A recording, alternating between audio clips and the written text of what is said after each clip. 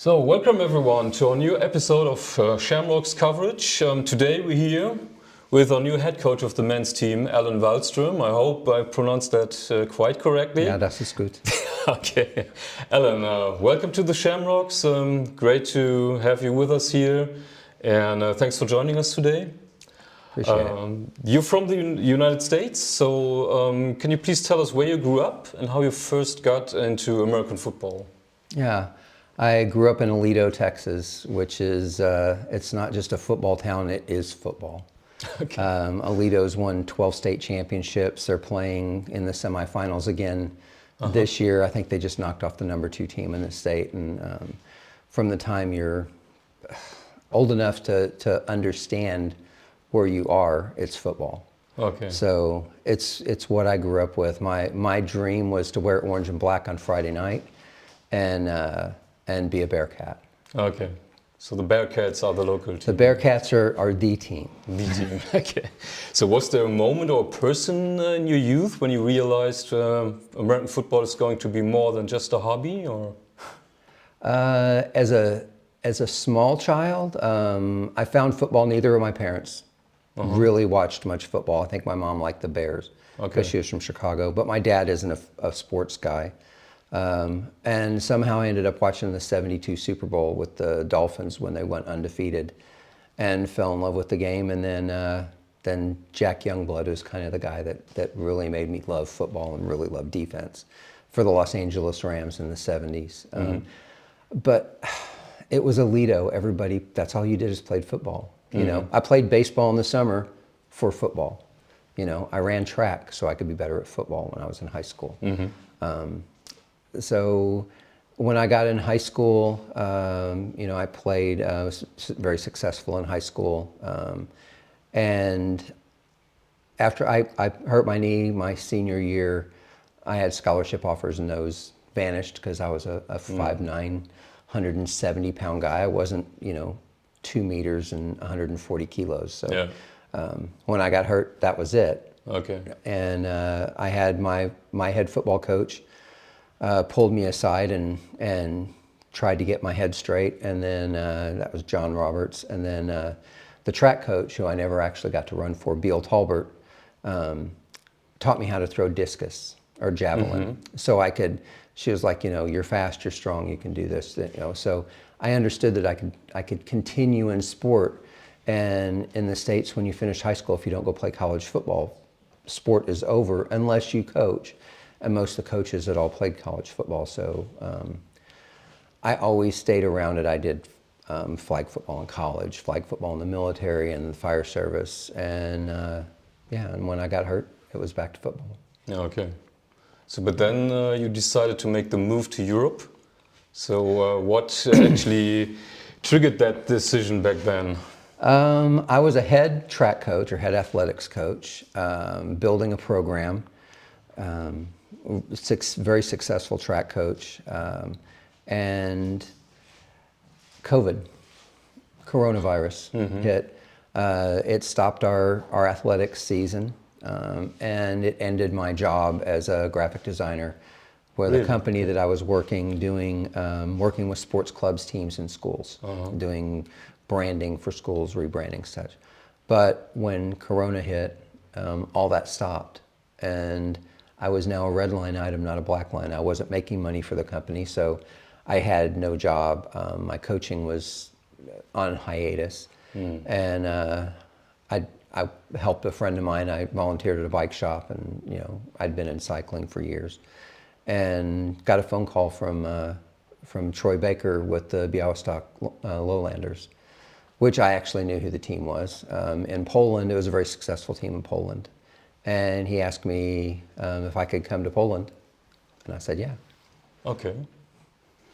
So, yeah, quite, how should I say, important decision, right? To come to Europe. So, but yeah, let's talk about your life here. So in Europe, in Germany, and maybe especially in Mülheim now with the Shamrocks. So you've coached in several places across Europe. So what is the biggest difference doing or coaching football here compared to the States? Culture. Culture's the difference. Like I said with Alito, from the time I can remember, I was going to Friday night football games. The high school varsity players come to the elementary school on Friday, and you buy pennants. You buy these little ribbons that say, scalp the Indians or whatever it was, and it was very politically incorrect in the 70s. Right. Pluck the porcupines, the two schools that we hated, Alvarado and Springtown. See, 50 years ago, and I can still tell you the schools that we didn't like when I was a kid. Yeah. And so it's the culture that you grow up with it. I had a girlfriend over here, and she said that football is your native language. And over here, it's can become the native language, but it isn't currently. Most of the kids have played other sports before they come to football, and a lot of them come later. I think the biggest thing physically, though, is the athletes here. Just there's not much difference athletically, but the schools have 5 days of training. You play 3 sports. You're constantly in a training mode, but not always in a football mode. Yeah, that's right. Okay. So, but how at home do you feel in Europe these days, and in particular in Germany? In Germany, well, so I got to Poland going on 5 years ago. It was a one and done. I was going to go back and take my athletics program back and go back and coach football, and fell in love with everything over here. I've had stomach issues since I was a kid, many years in the fire service, and chemicals and everything else, just my stomach doesn't deal well. But chemicals and food, which is America. When I went home after Serbia, I had a physical and asked the doctor, what can I do? And he said, go back to Europe. Really? Okay. Yeah. So he said he'd had several of his patients that had lived abroad or traveled abroad, and they either lost weight or they were healthier when they were there. Okay. So physically, I'm much happier here. My body is much happier here. But culturally, it's comfortable. I'm working on the language. 2 years in Poland, and I was working on Polish, and then a year in Serbia, and then finally here. And so I've coached 12 seasons in the last 5 years. So not enough time for language, but that's the thing I'm missing right now to make it really comfortable. Okay, nice. So, but what were your first impressions of Mülheim, and especially the Shamrocks when you arrived here? Sebastian was my first impression. Okay. I was on the beach in Sitges, Spain, south of Barcelona, looking at seashells and rocks and just relaxing for the first time in 5 years. And I checked my Instagram. I think I was posting an Instagram picture or something, and saw somebody I didn't know sent me a message, and it just said, "Are you really available?" And I saw who it was, and I just messaged back and said, "Yeah." And so we started chatting. We went and met for coffee that turned into 5.5 hours, actually more than that. Okay. And going from a second division GFL team to a 5th division team, not something I envisioned, but everything that he sold me on, I've seen. Okay. And it's a place that I feel like I can really sink my teeth in and help grow, get beyond the spot where you guys are and where you've been for a little while. Yeah, okay, nice. So maybe let's take a look at your role in our club, actually. So you're now the head coach of the men's team, but you're also taking on some broader responsibilities, right? So how would you describe your role with the Shamrocks in your own words? To me, it's more of a sport director role than just a head coach. To compare it to the States, it'd be an athletic director. I have things the way I see that we need to do things athletically, our training structure, our seasonal structure, that I want to pass through not just seniors, but the Jugend program, the women's program. Really, for me, is not coaching the kids and not coaching the women, but coaching the coaches of those teams. Oh, yeah. And we have several players that do both do seniors as well as they coach either the juniors or the women's team. And the easiest way to say how things already are moving that direction is we play football pizza, which is a game I learned in Serbia that I wasn't excited about. I was like, this sounds dumb. And when you look at it, you're like, this is weird.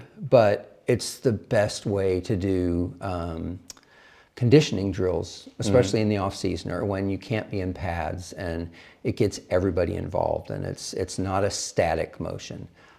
So we did it the first week I was here at the end of our practice, and now I watch the U19 are out there, they're doing it, and I watch the women and they were doing it. Yeah, so it's right. Spreading things holistically, not just like going and telling people this is what we're going to do, but offering things that work and you see value in. Yeah, nice. Okay. So, but you're even doing more than that, because as part of the, I have to look that up, Start-Chance Bewegung program, you're running sports classes in schools, right? And what do you take from that work with kids and teenagers into your role at our club? For me, I'm representing the club when I'm there. Yeah. I mean, I'm the face of the Shamrocks at the school, so I have to be knowledgeable, and it's my game. I should be knowledgeable in that. But I also worked in high school in the U.S. as a paraprofessional, so I was a one-on-one support for kids that had behavioral issues or mental health issues, and so working with kids of this age group, and it's easy, it's kind of seamless, and it's nice to get back to be around those guys. So, and yes, I'm obviously looking for kids that fit our program that we would like to see come play, and there's some big kids. Yeah, okay. And there's some really athletic kids there too, that had never been around football. Yeah, I see. So, that would be, of course, very nice, right? Yes, yeah. If they would join our teams here, okay. Yeah, maybe you already dived a little bit into it, so maybe let's dive even deeper into what defines you as a coach, so your philosophy and your core values. And if I understood you correctly, it's important to you to support everyone and give everyone a chance, not just the top talents. So how do you put that into practice in your day-to-day coaching?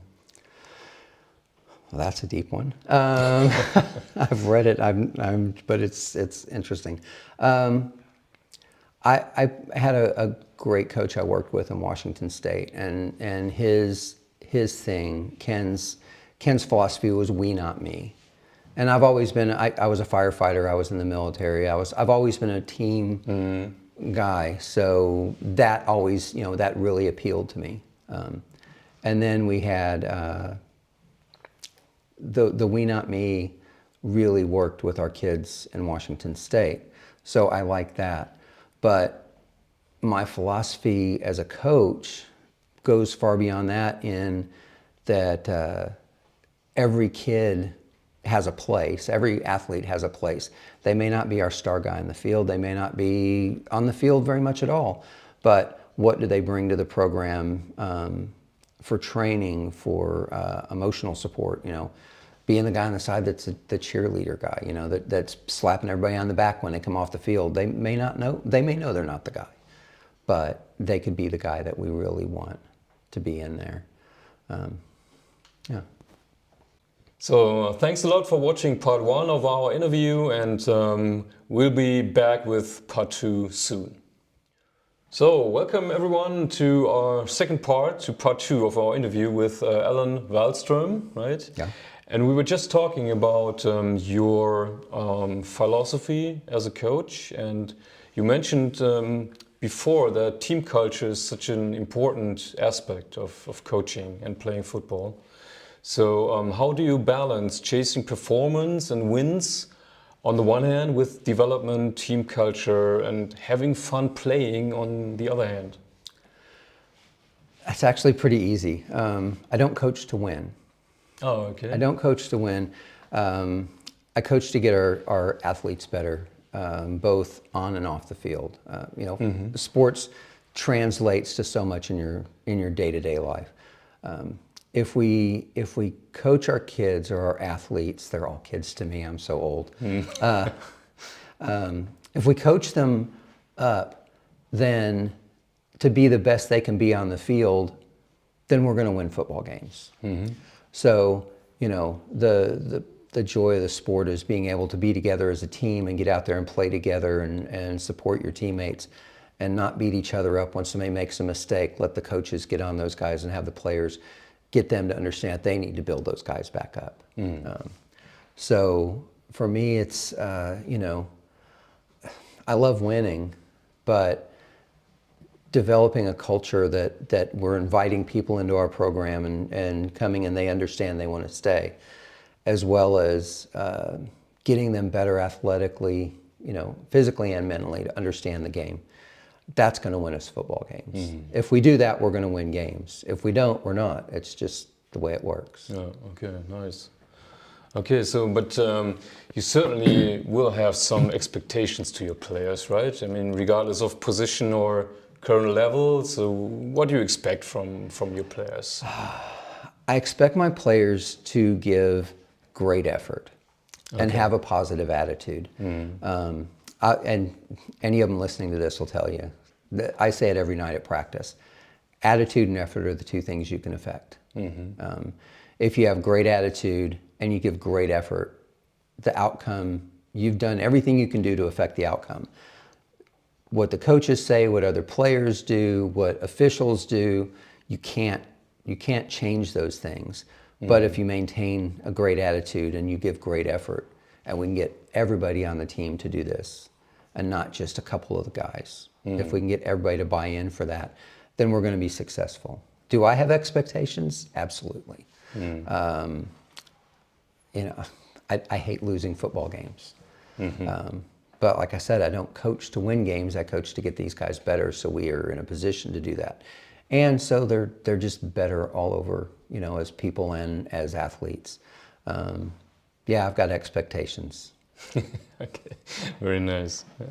Okay, I think that a lot of people here, especially from the Shamrocks, are curious about your goals, actually, right? So when you look at the Shamrocks and especially the men's team right now, so where do you see us in maybe, say, 2 years or so? In 2 years, you know, I watched a lot of film before I came. Yeah. Since I've been here, I watch a lot of film. There's things that we've got to fix. There's things that are really good in our program. I mean, our defense is salty.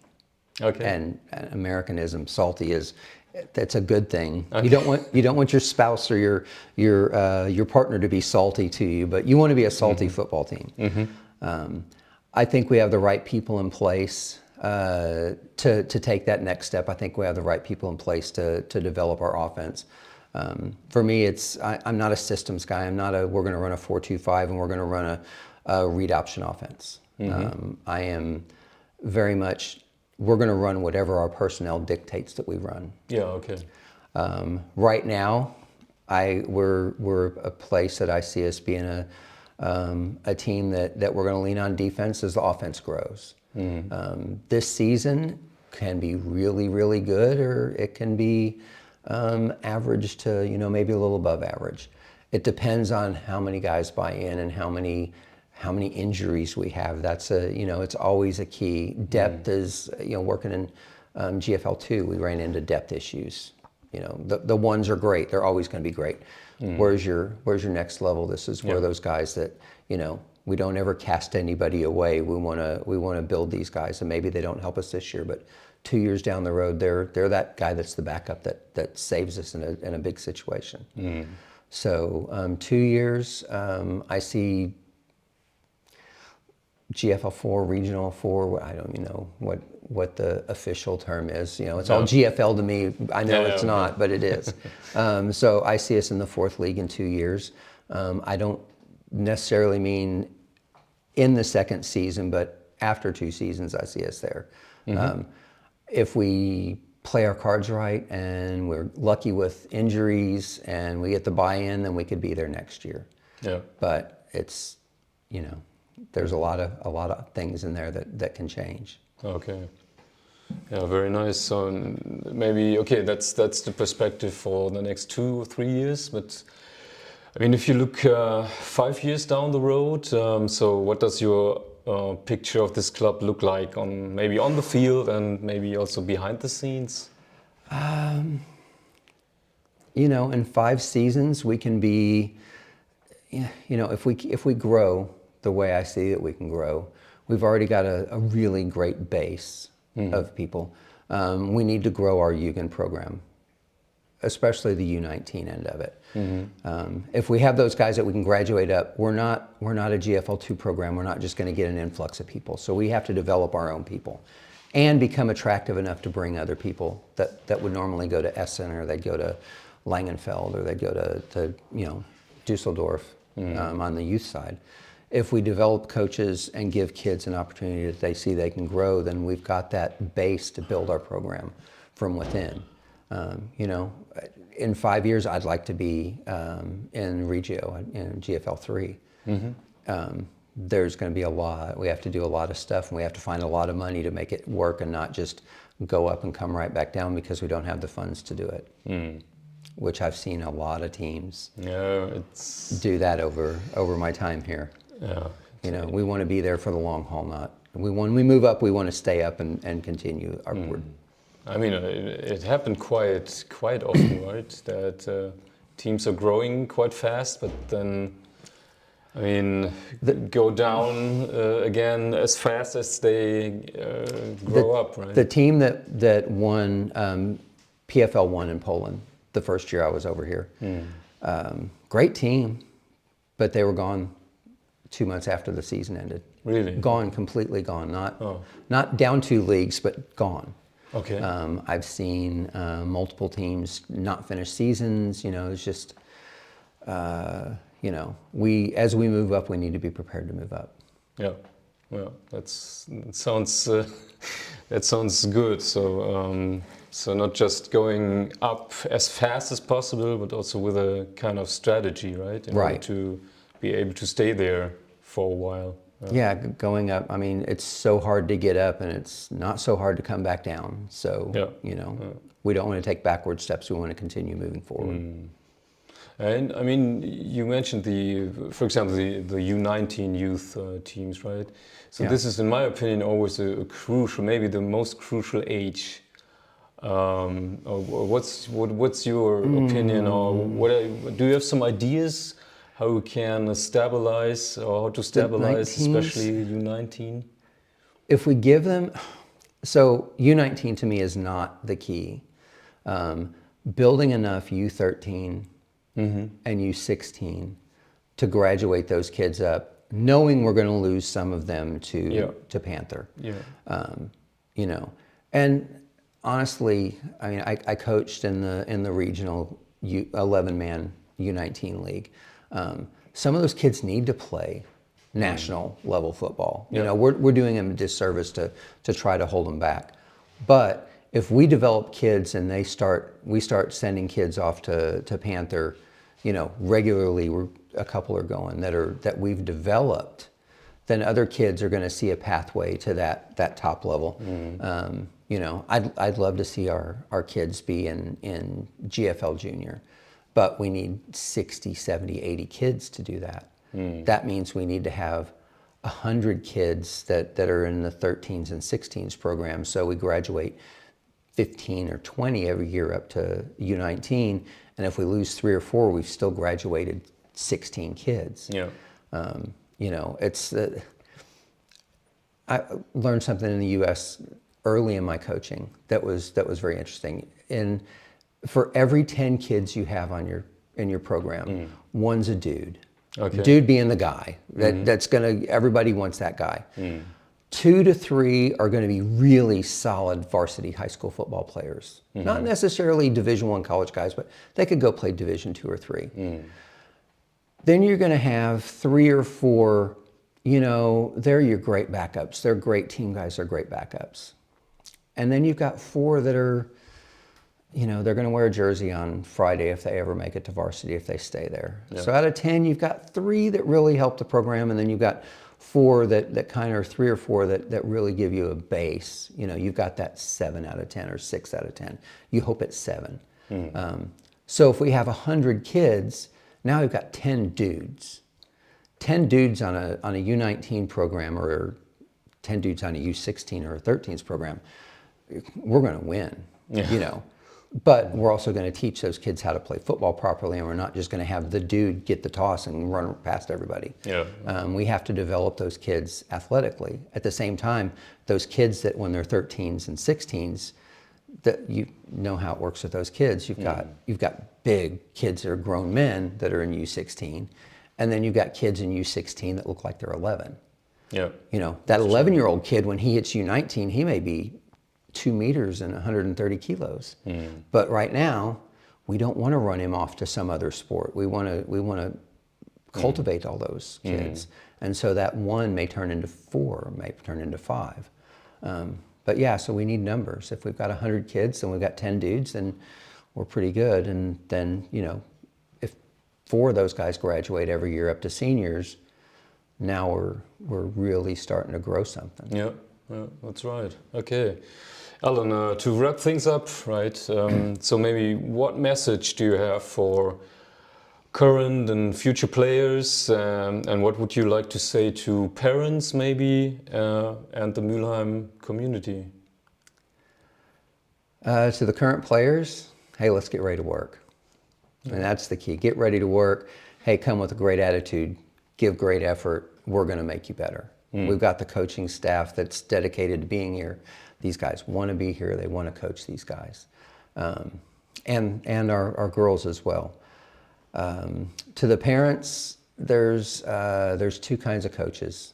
There's the transactional coach and there's a transformational coach. And it's really one or the other. You've got guys that the minute one of your players is gone, they're dead to you. And then you've got guys that you coached 20 years ago that still call you for